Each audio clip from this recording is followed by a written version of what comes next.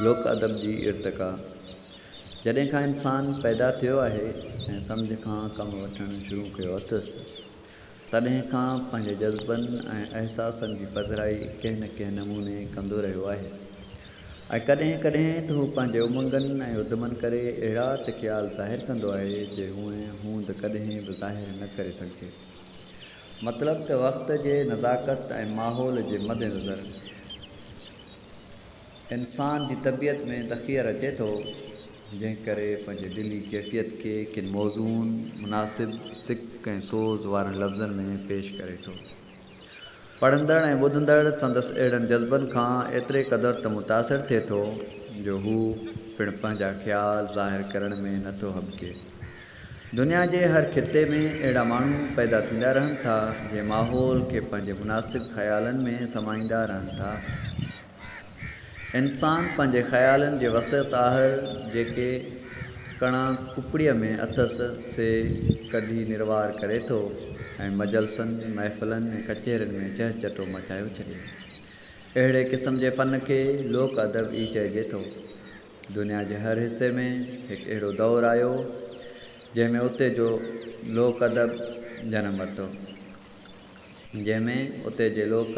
जनमु वरितो ऐं पोइ वक़्त जे रफ़्तार सां हलंदो रहियो।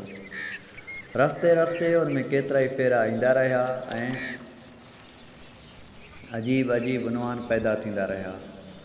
जंहिं करे चइजे त हर क़ौम जो लोक अदब उन क़ौम जो आईनादार आहे, छाकाणि जो लोक अदब जो समाजी ज़िंदगीअ सां गहरो तइल्लुक़ु आहे।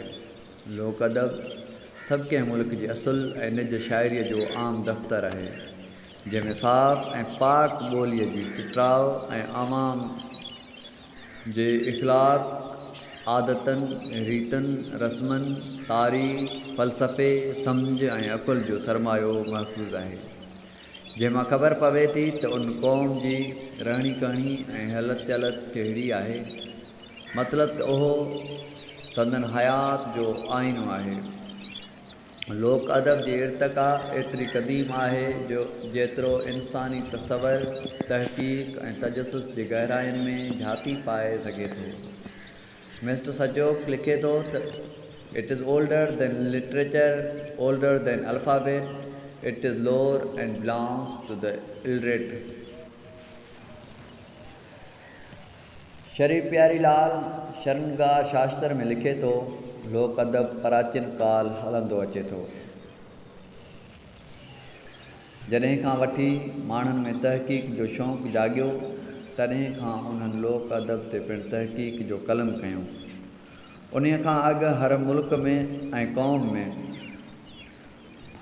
ऐं क़ौम में हिन अदब खे झंगली या अणसुधरियल अदब जे नाले सां सॾियो वेंदो हो। हर मुल्क जो लोक अदब उते जे मुल्की हालतुनि पटांदड़ हूंदो आहे।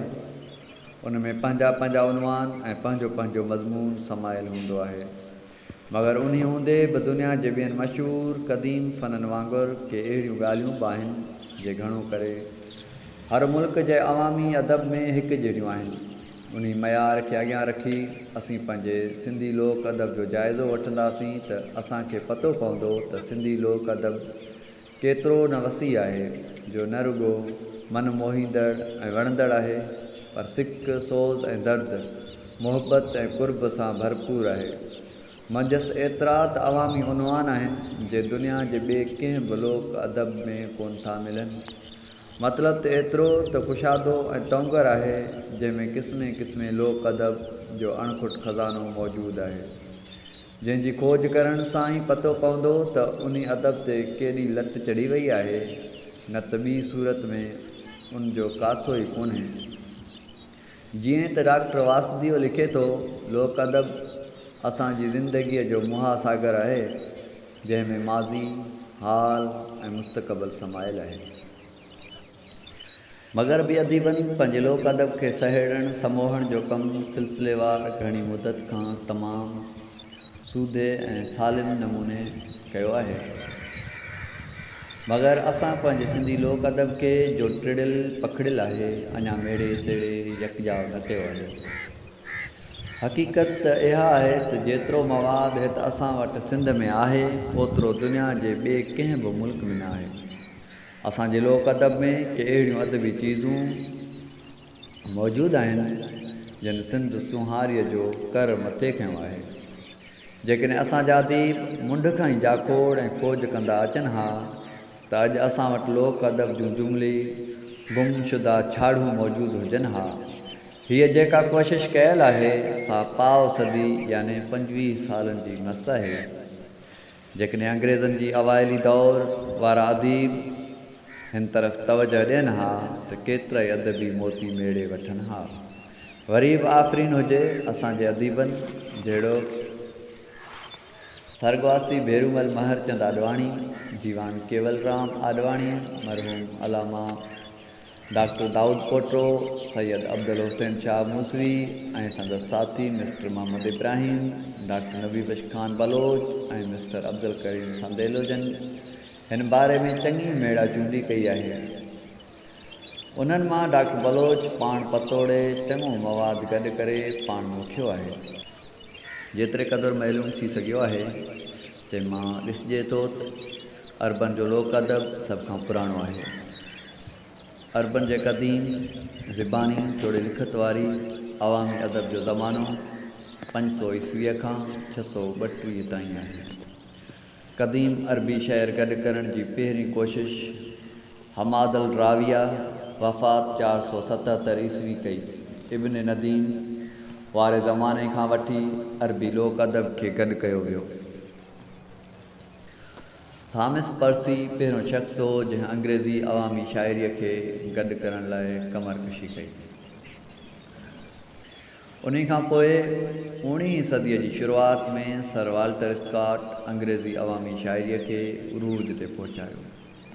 उन सिलसिले में प्रोफेसर एफ चाइल्ड पिणु पाण मोकिलियो ऐं इंग्लैंड ऐं स्कॉटलैंड जे लोक अदब जो मवाद मेड़ियो जंहिं ते अंग्रेज़ी साहत खे फ़ख़ुरु आहे। उन करे अंग्रेज़ी अदीब दुनिया खे ललकारे फ़ख़ुरिया अंदाज़ में चवनि था त कंहिं बि मुल्क जो मवाद अहिड़ो सुठो न आहे जहिड़ो इंग्लैंड ऐं स्कॉटलैंड जो आहे। अहिड़ी तरह सां दुनिया जे ॿियनि मुल्कनि में पिणु लोक अदब खे गॾु करण जूं कोशिशूं कयूं वियूं। हिंदुस्तान जे मुख़्तलिफ़ ॿोलियुनि जहिड़ो हिंदी, बंगाली, मराठी, गुजराती, उर्दू, मद्रासी वग़ैरह जे लोक अदब खे गॾु करण लाइ काफ़ी तहरीकूं शुरू कयूं वियूं। मतिलबु त हर मुल्क खे पंहिंजो लोक अदब आहे। जेकॾहिं कंहिं बि मुल्क जी ज़हनी, मज़हबी, इक़्तिसादी ऐं तमदनी हालतुनि जो जाइज़ो वठिणो हुजे त उतां जे लोक अदब जो गहरो मुतालो कजे। छाकाणि त लोक अदब अवाम जे दिलि जी तर्जुमानी करे थो। जो कुझु गुज़रियो आहे या गुज़रंदो रहे थो सो पिणु लोक अदब में ईंदो रहे थो। हिन अदब में अवाम जे उमंगनि ऐं जज़्बात जो इज़हार हूंदो आहे ऐं ही अदब ख़ासि करे ॿहिराड़ियुनि जे अवाम लाइ वॾे विंदर ऐं विरहूं आहे। पर हिन खे मयारी अदब खां छिनी धार नथो करे सघिजे। लोक जो अदब ई मुल्क जो अदब आहे ऐं मयारी अदब पिणु लोक अदब जी पैदाश आहे। ईअं खणी चइजे त लोक अदब अवाम जे गुण गोत जो आईनो आहे त बिल्कुलु ठीकु थींदो। हिन में माहौल जी सचे ऐं सॼी तस्वीर छिकियल रहे थी। हिन में अमानत बासलामत रखियल आहे। मतिलबु त उहो हिकु महफ़ूज़ दफ़्तरु आहे जंहिं में वक़्त जी सची तारीख़ समायल आहे। लोक अदब जे फ़नी नुक़्ते नज़र बयानु करण खां लोक लफ़्ज़ जे किन ग़लतफ़हमियुनि खे दूर करणु ऐं उन्हनि जी सम्झाणी ॾियणु ज़रूरी आहे। लोक संस्कृत लफ़्ज़ आहे जंहिंजी माना आहे माण्हू। लोक लफ़्ज़ अंग्रेज़ीअ में फोक थियो आहे जो एंग्लो सेक्सन लफ़्ज़ आहे। जर्मन ज़बान में वरी वोक थियो आहे। सिंधीअ में लफ़्ज़ लोक मुरवज आहे। हिकु लोक कुशादे माना में वरितल आहे यानी अवाम। उन करे लोक अदब माना अवामी अदब। जीअं त लोक अदब खे अंग्रेज़ीअ में फोक लिटरेचर चइजे थो। उन लिहाज़ सां सिंधी लोक ऐं अंग्रेज़ी फोक लफ़्ज़ में तमामु अणलको फ़र्क़ु आहे जो केतिरा ई माण्हू आम तरह सां उन ग़लतफ़हमीअ में मुब्तला आहिनि त सिंधी लोक अंग्रेज़ी लफ़्ज़ फोक मां वरितल आहे जेको वरी एंग्लो सेक्सन लफ़्ज़ फोक मां निकितल आहे ऐं उन खे जर्मन में वोक थो चइजे। मगर दर हक़ीक़त ईअं बिल्कुलु न आहे। अंग्रेज़ी फोकलोर जो लफ़्ज़ घणो पोइ 1847 में विलियम जॉन सांस ईजाद कयो। सिंधी लफ़्ज़ लोक सिंधी ज़बान में क़दीम ज़माने खां वठी मौजूदु आहे। सिंधी लोक ऐं अंग्रेज़ी फोक फ़क़्ति हिकु इतफ़ाक़ी मुनासिबत आहे। संस्कृत ॿोलीअ में पिणु लफ़्ज़ लोक मौजूदु आहे, जंहिंजी माना आहे जन, यानी आम माण्हू। योगलकोश जे संद मूजिबि इहे 14 क़िस्मनि जा आहिनि, मगर हू लिखे थो त किन रायनि मूजिबि उहे 14 क़िस्मनि जा आहिनि, जिन मां 7 ऊच ऐं 7 नीच आहिनि। सिंधी ॿोलीअ में लोक लफ़्ज़ पंहिंजी मौजूदा सूरत में क़दीम ज़माने खां वठी मौजूदु आहे।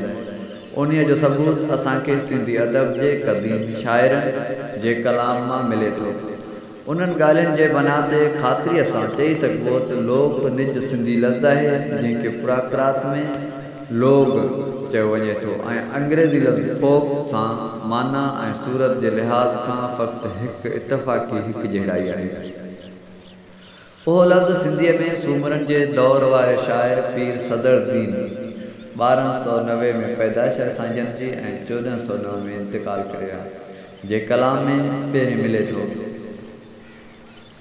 हू फरमाए थो त कप्त्याई कत्यो जॾहिं सुतो लोक। अहिड़े तरह काज़ी काज़न जे कलाम में असांखे लोक लफ़्ज़ निहायती वाज़ह सां मिले थो। लोका नहू सरफ मन मुताला सुखरी। उन खां वधीक वज़ाहत सां लोक लफ़्ज़ सिंधी अदब जे विहाउतारे यानी सैयद सुम्हारे शाह अब्दुल करीम गुलड़ी वारे जे कलाम में चइनि हंधनि ते इस्तेमालु थियल आहे, जीअं त हियो ॾिजे हबीब खे लिंग गॾजन लोक, सिक सुपरीअ खे ऐं लाॻापासी लोक, जे लिया का लोक ॾांहुं जां से लता आहे, ताड़े जे लाही त उजारो लोक थिए। उन्हनि मथे मिसालनि मां बख़ूबी ज़ाहिर आहे त लोक जी माना आहे अवाम नास। हिन लफ़्ज़ खे सिंधी ज़बान में निहायती अहम ऐं इम्तियाज़ी हैसियत हासिलु आहे। उहो लफ़्ज़ सिंधी ज़बान जो अहिड़ो त मिठड़ो ऐं सबाजड़ो आहे, जंहिंजो सिंध जे कंहिं बि ख़ासि तबिके सां न मगर पूरे सिंधी अवाम सां लाॻापो आहे। जीअं शाह साहब हिकु फरमाए थो, नंगा आहियूं नंगिया असीं मारू लोक, थर खे वायो तोख जो ढुक ढाटियन जो। शाह साहब जे कलाम में लफ़्ज़ लोक तमामु घणा भेरा इस्तेमालु थियल आहे। मतिलबु त लोक माना आहे आम सिंधी या अवाम। अहिड़े तरह लोक अदब माना उहो अदब जंहिंखे सिंधी अवाम पैदा कयो, जंहिंजो मौजूद या मुसनिफ़ हिकु आम सिंधी आहे। उनजा उनवान अवाम जी ज़िंदगी, संदन दिलचस्पी ऐं सकाफ़त सां तइल्लुक़ था रखनि, ऐं उन अदब खे जुर्तू पालिश जो वाव बि कोन लॻो आहे। उहो सिंध जे अवाम जे तहज़ीब व तमदन, रहणी कहणी ऐं रस्म व रवाज जो बहितरीन तर्जुमान आहे। मंजस नकाली न मगर असलियत ऐं सदाकत आहे। उन अवामी शाइरीअ जा सुर, नगमगी ऐं हम आहंगीअ जे बहितरीन खज़ाने सां भरपूर आहिनि। हिन में न लफ़्ज़नि जो अजायो अडंबर, न अरबी फारसी तशबीहूं ऐं न बहर वज़न जी पाबंदी। हिन में रस, रिहान, राहत ऐं रवानी, लय ऐं निमाणाई समायल रहनि था। हिन जो लाॻापो दिलि सां आहे ऐं न दिमाग़ सां। लफ़्ज़नि जे ॿुध ऐं जड़ावत दिमाग़ी पोरे जी अलामत आहे, पर लोक अदब दिलि जी धुन आहे। कलर जी मिठी कूक आहे, मन जी माठड़ी कूक आहे, छाकाणि हिन सुघड़ ख़ामोश मुबसर जी हैसियत में जो कुझु ॾिठो सो अचानक चइजे।